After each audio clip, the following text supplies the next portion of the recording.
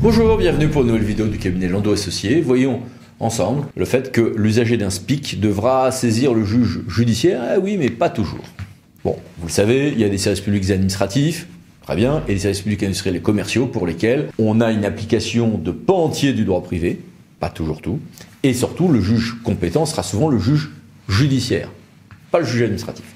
C'est un peu plus subtil que ça, cela dit. Par exemple, on va appliquer le droit de la consommation, droit privé, devant le juge judiciaire, mais il y a quelques éléments de continuité de service public qui vont en faire qu'on appliquera parfois des éléments de droit public.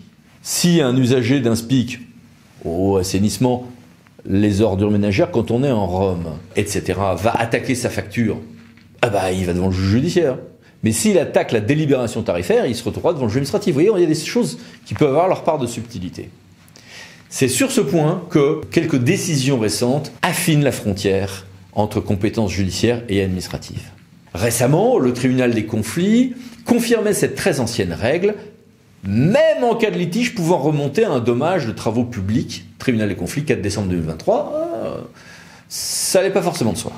Et ce raisonnement, un peu en sens inverse d'ailleurs, vient d'être prolongé et un peu nuancé par le Conseil d'État, qui a considéré que le juge judiciaire sera évidemment compétent pour les litiges indemnitaires entre un usager d'un SPIC et ce service. Très bien, là, rien de neuf. Or, les cas où le sinistre trouverait uniquement sa cause dans une défaillance sans lien avec le service.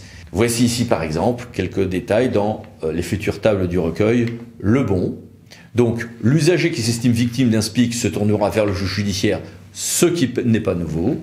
Or, les cas où le sinistre trouverait uniquement sa cause dans une défaillance sans lien avec le service, et là on a une formulation qui, elle, a légèrement évolué, je voulais vous le signaler. Conseil d'État, 7 février 2025. À bientôt pour d'autres vidéos du cabinet Landau Associés. Pensez à vous abonner, c'est par là. Merci, au revoir.